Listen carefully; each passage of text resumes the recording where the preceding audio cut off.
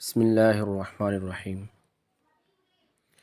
آج ہم انشاءاللہ سورۃ النساء کو شروع کرتے ہیں۔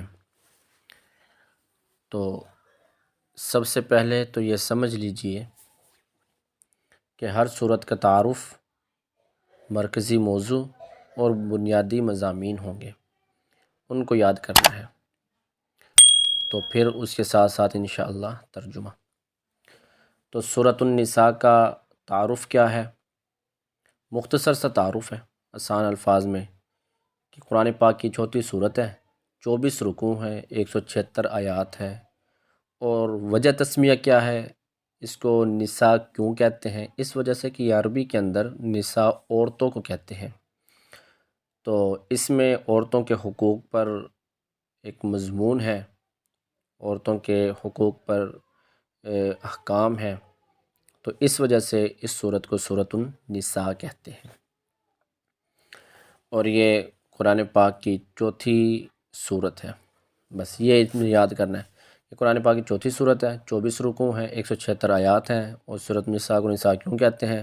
کہ اس میں عورتوں کے حقوق کے متعلق احکام ذکر کیے گئے ہیں، تعارف ہے یہ۔ اور موضوع اور مضمون کیا ہے؟ موضوع کسے کہتے ہیں؟ مضمون کسے کہتے ہیں؟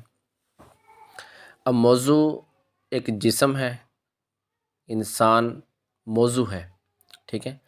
اب اس کے مضمون کیا ہے؟ اس کے مضمون آنکھ، کان، بال، دماغ، ہاتھ، جتنے بھی اس کے ساتھ چیزیں لگی ہوئی ہیں وہ سارے اس کے مضمون ہیں۔ تو اگر کوئی شخص انگلی کہتا ہے تو انگلی کو کوئی انسان نہیں کہتا، کیونکہ انسان ایک موضوع ہے، انسان کل ہے، اس کے آگے جزیات ہیں۔ اسی طرح سورت ہے، سورت کا موضوع ہے اور اس کے مضمون ہے۔ سورت کا موضوع کیا ہے؟ سورت کے موضوع میں 6 چیزیں ہیں: حقوق اللہ، حقوق العباد اور عورتوں کے حقوق، ٹھیک ہے۔ آسان الفاظ میں یوں یاد کرو کہ حقوق میں کیا کیا ہے؟ حقوق اللہ، حقوق العباد اور عورتوں کے حقوق، 3 یہ۔ پھر چوتھا تقوی کی اہمیت اور منافقین کے رویوں کی مذمت، غزوہ بدر، احد اور سماجی زندگی کے متعلق، 6 چیزیں ہیں۔ تو ان چیزوں کو موضوع کہتے ہیں کہ یہ سورۃ النساء کا موضوع ہے، 6 چیزیں: حقوق اللہ، حقوق العباد، عورتوں کے حقوق، منافقین کے رویوں کی مذمت اور تقوی کی اہمیت، غزوہ بدر، احد اور سماجی زندگی کے بارے میں جو ذکر ہے وہ سارا اس میں ہے، مضمون ہے، موضوع ہے یہ، ٹھیک ہے۔ سورۃ النساء کے تعارف میں وہ بتلا دیا۔ سورۃ النساء کا موضوع، سورۃ النساء کا موضوع 6 ہے۔ پھر آگے ان 6 موضوع کے آگے مضمون ہے، ٹھیک ہے، کہ حقوق اللہ ہے تو حقوق اللہ میں اللہ کی عبادت، شرک سے بچنے کی تعلیم۔ اب یہ حقوق اللہ ایک موضوع ہے، اس موضوع کے نیچے مضامین ہیں۔ اسی طرح حقوق العباد موضوع ہے، اور حقوق العباد میں والدین کے ساتھ، رشتہ داروں کے ساتھ اچھا سلوک کرنا، یہ آگے اس صورت میں آئے گا، ٹھیک ہے۔ اسی طرح سورۃ النساء کے موضوع میں حقوق النساء ہے، عورتوں کے حقوق ہے، تو اس میں کیا ہے؟ اس میں بھی یہی ہے، اچھا سلوک کرنا، نکاح کے موقع پر حق مہر کی ادائیگی اور ازدواجی زندگی، حسن معاشرت کی تاکید وغیرہ۔ اور اسی طرح وراثت میں عورتوں کا حصہ متعین کیا گیا ہے، اور جن عورتوں سے نکاح ہو سکتا ہے اور جن عورتوں سے نکاح نہیں ہو سکتا ان کے بارے میں تعلیم دی گئی ہے۔ حقوق اللہ میں کیا مضامین ہے؟ حقوق اللہ ایک موضوع ہے، موضوع کے آگے کیا مضامین ہے؟ حقوق العباد موضوع ہے، اس کے آگے کیا مضامین ہے؟ حقوق النساء موضوع ہے، اس کے آگے کیا مضامین ہے؟ اچھا سلوک کرنا، نکاح کے موقع پر حق مہر کی ادائیگی کرنا، اور اسی طرح ازدواجی زندگی میں حسن معاشرت کی تاکید ہے۔ وراثت میں عورتوں کا حصہ متعین کیا گیا ہے، جن عورتوں سے نکاح کر سکتے ہیں نہیں کر سکتے وہ سارا، یہ سارے کے سارے حقوق النساء میں، عورتوں کے حقوق میں یہ مضمون کی شکل میں آپ کے سامنے آئیں گے۔ آگے سورۃ النساء کا ایک موضوع ہے تقوی کی اہمیت۔ اس میں کیا ہے؟ اس کا کیا مضمون ہے؟ اس کے مضامین میں ہے کہ اخلاص کسے کہتے ہیں، اخلاص سے کام کرنا، اخلاص کو اختیار کرنا، اور اسی طرح ریاکاری سے بچنا۔ تو تقوی کی اہمیت جو موضوع ہے، اس موضوع کے مضامین یہ ہیں۔ اسی طرح سماجی زندگی، غزوہ احد، بدر وغیرہ کے حوالے سے جو آگے اس میں مختلف ہدایت دی گئی ہے، جن میں نشے کی ممانعت ہے، تیمم کا طریقہ ہے، انسانی زندگی کی حفاظت ہے، اور اسی طرح ہجرت اور نصرت کے فضائل ہیں کہ ہجرت پہ کیا فضیلت ہے اور ہجرت پہ کیا انعام ہے وغیرہ وغیرہ۔ اور اسی طرح چھٹا جو موضوع ہے سورۃ النساء کا، وہ ہے اہل کتاب اور منافقین کے بارے میں بتلایا گیا ہے۔ ان میں کیا بتلایا گیا ہے کہ اہل کتاب نے تحریف کتاب، یعنی کتاب میں تحریف کی، کتاب کو بدل دیا، اپنی من چاہی کو لے کر آئے ہیں، تو اس کا رد فرمایا ہے۔ اور جو اللہ کی نافرمانی کرتے ہیں، میدان جنگ سے بھاگنے، موت سے ڈرنے اور مسلمانوں کو راہ راست سے ہٹانے کی کوشش کرتے ہیں، تو اس کی مذمت کی گئی ہے، وغیرہ وغیرہ۔ آگے ہم پڑھتے ہیں سورۃ النساء۔ اعوذ باللہ من الشیطان الرجیم، بسم اللہ الرحمن الرحیم۔ یا ایہا الناس، اے لوگو، ٹھیک ہے، اے لوگو، یا ایہا الناس، یا ایہا الناس کا ترجمہ ہے۔ تو قرآن پاک میں یہ لفظ جس جگہ بھی آئے گا تو اس کا یہی ترجمہ ہوگا، یا ایہا الناس، اے لوگو۔ اب آپ دیکھیں، ناس کے بعد لکھا ہوا ہے اتقو، اب اتقو کے نیچے لکھا ہوا ہے نافرمانی۔ تو اب یہ مطلب نہیں ہے کہ اتقو کا ترجمہ نافرمانی ہے، یہ نہیں ہے، بلکہ اتقو کا معنی ہے ڈرو، ٹھیک ہے، ڈرنا۔ یا ایہا الناس، اے لوگو، اتقو، تم ڈرو، اتقو کا معنی ڈرنا، ربکم الذی، اپنے اس رب سے، خلقکم، جس نے پیدا کیا تم کو، من نفس واحدہ، ایک جان سے۔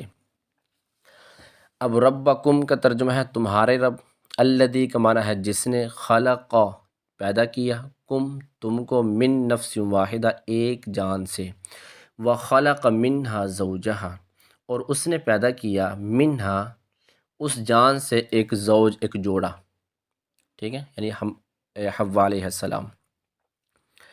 تو اب جب پہلے لفظ خلق آ گیا تو دوبارہ بھی خلق آ گیا، تو اس کا ترجمے کی ضرورت نہیں ہے، کیونکہ خلق کا معنی ہوتا ہے پیدا کرنا۔ قرآن پاک میں جس جگہ بھی لفظ آئے گا تو اس کا معنی پیدا کرنا ہی ہوتا ہے۔ آگے وَبَثَّ مِنْهُمَا رِجَالًا كَثِيرًا وَنِسَاءً، اور پھیلا دیا، منہما، ان دونوں سے، ہما کا ترجمہ ہوتا ہے دونوں، من کا معنی ہوتا ہے سے، ان دونوں سے، رجالن، بہت زیادہ مرد، رجال مردوں کو کہتے ہیں، نساء عورتوں کو کہتے ہیں، کثیرن زیادہ کو کہتے ہیں، یہ ہمارے اردو میں بھی لفظ چلتا ہے کثیرہ۔ تو رجالن کثیر ونساء، بہت سے مردوں کو اور بہت سی عورتوں کو پھیلا دیا، ان دونوں کے ذریعے، آدم اور حوا علیہ السلام کے ذریعے۔ واتقوا اللہ الذی تساءلون بہ والارحام، واتقوا، اور تم ڈرو، اس اللہ سے جس کے ذریعے، تساءلون، تم مانگتے ہو، ٹھیک ہے، جس کے نام پر، جس کے ذریعے تم مانگتے ہو، والارحام، اور رشتہ داروں سے، ٹھیک ہے۔ تساءلون کا ترجمہ ہے مانگنا، ٹھیک ہے۔ اتقو، جیسے پہلے اتقو آیا ہے، تو اس کا معنی ڈرنا، تو اس کا معنی بھی ڈرنا۔ یہ ایسا لفظ ہے قرآن پاک کے اندر کہ اتقو کا لفظ جب بھی قرآن پاک میں آئے گا، اگر اس کے آگے اللہ ہے یا رب ہے، کہ اللہ کے ناموں میں سے کوئی نام ہے اور مراد اس سے اللہ کی ذات ہے، یا اللہ تعالیٰ، جیسے ادھر لکھا ہوا ہے اللہ، تو یہ جب آ جاتا ہے لفظ اللہ اتقو کے بعد، تو پھر اس کا معنی ہوتا ہے ڈرنا۔ اور اگر اتقو کے بعد کوئی اور لفظ ہو یا کسی اور چیز کا نام ہو، تو پھر اس کا معنی ہوتا ہے بچنا، ٹھیک ہے، ادھر معنی ہے ڈرنا۔ والارحام، ارحام کہتے ہیں رشتہ داروں کو۔ ان، قرآن پاک میں جس جگہ بھی آتا ہے اس کا معنی ہوتا ہے بے شک، اللہ کا ہر جگہ معنی اللہ ہی ہوتا ہے۔ کان علیکم رقیبا، بے شک اللہ تم پر نگہبان ہے۔ اب آپ یہ دیکھیں کہ ان اللہ کان علیکم رقیبا، اب جہاں یہ آیت ختم ہو رہی ہے تو علیکم کے نیچے جو بے شک لکھا ہوا ہے، یہ ان کا ترجمہ لکھا ہوا ہے، اب یہ ادھر سے ہے، تو آپ کو یہ ترجمہ اس وقت یاد ہوگا جب آپ کو ہر لفظ کا ترجمہ یاد ہوگا۔ ہر لفظ کا ترجمہ دیکھیں، ہر لفظ کو سمجھیں، تو پھر آپ کو ترجمہ آئے گا۔ اور جب آپ کو ہر لفظ کا ترجمہ آئے گا، پھر آپ کے سامنے منتخب آیات کا جو ترجمہ ہوگا وہ کرنا بھی آسان ہوگا، اور مشکل الفاظ کے جو معنی ہے وہ بھی آپ کو سمجھ آ جائیں گے، آپ کو ترجمہ بھی آ جائے گا انشاءاللہ تعالی۔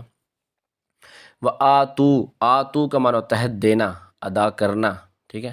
یتامہ، یتیم کی جمع ہے، یہ بھی آپ کو پتہ ہے۔ اموال، مال کی جمع ہے، یہ بھی آپ کو پتہ ہے مال کسے کہتے ہیں۔ وآتوا الیتامى اموالہم، اور تم دو یتیموں کو، اموالہم، ان کے اموال۔ ولا تتبدلوا الخبیث بالطیب، اور مت بدلو، ٹھیک ہے، لا تتبدلو، تو یہ ہماری اردو میں بھی استعمال ہوتا ہے، بدلنے سے تتبدلو ہے۔ اور خبیث کہتے ہیں ناپاک کو، بالطیب کہتے ہیں پاک کو، ٹھیک ہے، کہ تم ناپاک کو پاک کے ساتھ مت بدلو۔ ولا تأکلوا اموالہم الی اموالکم، اور تم مت کھاؤ اموالہم ان کے مال، یعنی یتیموں کے مال، الی اموالکم اپنے مالوں کے ساتھ، مت ملاؤ ان کے مال اپنے مالوں کے ساتھ، یہ ترجمہ بھی ٹھیک ہے، اور ان کے مالوں کے ساتھ اپنے مال کو مت کھاؤ، یہ بھی ٹھیک ہے، یعنی ان کے مال کو الگ رکھو، اپنے مال کو الگ رکھو۔ انہ کان حوبا کبیرہ، یہ بہت بڑا گناہ ہے۔ تو اب اس میں مشکل الفاظ کیا ہیں آج کے سبق میں؟ آج دو آیتیں کرتے ہیں۔ مشکل الفاظ ہیں، پہلی لائن میں کوئی نہیں ہے، دوسری لائن میں پہلا لفظ وہ بثا، اس کا معنی ہوتا ہے پھیلانا، یہ آپ یاد کر لیں۔ دوسرا اسی لائن میں آخر میں ہے تساءلون، ایک دوسرے سے مانگنا، یہ بھی یاد کر لیں۔ پھر تیسری لائن میں پہلا لفظ ارحام، رشتہ داروں کو کہتے ہیں، آپ یہ بھی یاد کر لیں، تو کتنا اچھا ہوگا، اور آپ کو الفاظ بھی یاد ہو جائیں گے اور آگے ترجمہ بھی انشاءاللہ یاد ہو جائے گا۔ تو حوباً کبیرہ، اس آیت کا دوسری آیت کا آخری جو لفظ ہے حوباً کبیرہ، تو حوب گناہ کو کہتے ہیں، کبیر بڑے کو کہتے ہیں، یہ بھی آپ کو پتہ ہے۔ تو انشاءاللہ آگے چلتے جائیں گے اور آپ کو بھی فائدہ ہوگا، انشاءاللہ مجھے بھی فائدہ ہوگا۔ السلام علیکم ورحمۃ اللہ وبرکاتہ۔